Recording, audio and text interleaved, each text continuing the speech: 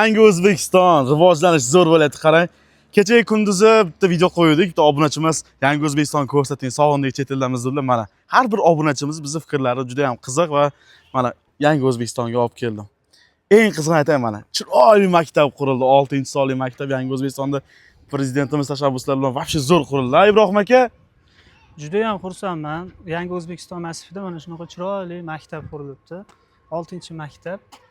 Muhtaram prezidentimizga alohida tashakkur aytamiz. Mana shunaqa holatlarda bolalarga zo'r sharoit yaratib beryapti.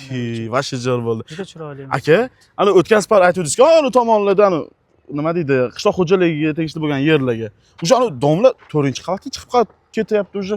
Bu nima deysiz unga? Endi bu yerlarda hozir haqiqatdan ham kechagina aytgandim videoda, bu yerlar qishloq xo'jaligiga mo'ljallangan yer maydoni bo'lishi kerak deb. O'zi gapingizni bo'ldim. O'zi ular sizga munosabat berishga majburmi? O'zi ommaviy axborot vakillari tomonidan chiqarilgan har bir video murojaat, video lavha tergovga qadar tekshiruv o'tkazishga asos bo'ladi. Ha. Bilmadim endi mas'ullar qanaqa harakat qilyapti bu bo'yicha. Qurilish bo'lyapti, past tomonlarda o'zboshimchalik bilan egallangan yer maydonlari, bu yoqda ko'p qavatli qurilishlar, lekin qurilish bo'limiga borib, ana shu savolni o'rtaga qo'yganda, qurilish bo'limi bundan xabari yo'q. Bu joy qishloq xo'jaligi 929-konturda joylashgan hudud qishloq xo'jaligiga mo'ljallangan joy deb ular aytyapti. Ana qishloq xo'jaligi mo'ljallangan joyda uy qursa bo'laverarkan-da. Yo'q, o'zi aslini olganda qishloq xo'jaligiga mo'ljallangan yer maydonlarida oddiy aholi tushunmasligi mumkin, lekin mutasaddi xodimlar bu narsani juda yaxshi tushunishadi.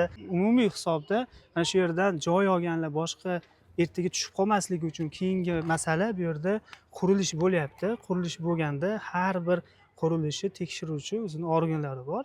Ular mana ko'ryapmiz, Turkiyalarda, boshqa davlatlarda zilzila bardoshligini tekshirish maqsadida. Endi bu yerda kanalizatsiya muammosi ko'p. Keyin yana bir narsa, bu yerda gaz bilan bog'liq muammo. Gazga ulanadimi, ulanmaydimi degan savollar bo'ladi. Rostdan ham gazga ulab berishadimi aka? Endi men bu bo'yicha hali to'liq bilmayman, lekin bu bo'yicha tuman o'sha hudud gaz xodimlaridan munosabat olamiz. Bu joylarga gazlashtiriladimi bu yil yoki gazlashtirilmaydimi? Keling bitta garov o'ynaymiz. Yanami? Videoga hech kim e'tibor bermaydi, ishoning.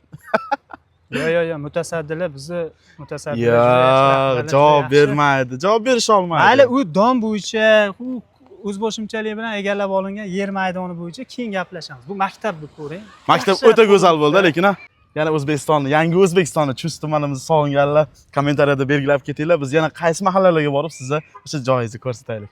Doimo Chust bozori bilan Ibrohim Shohman birga bo'linglar. Bizni kuzatib boringlar.